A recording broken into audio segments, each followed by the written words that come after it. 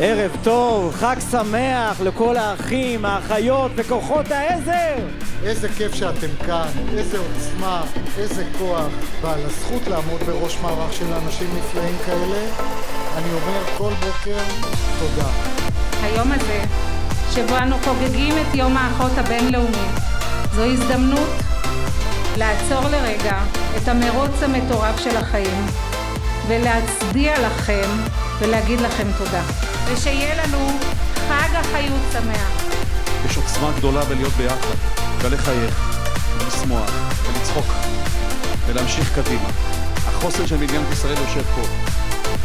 אנשים שלא משנה מה יקרה, ימשיכו לעשות את משימתם, ואנחנו נמשיך להיות העוגן של המדינה הזאת.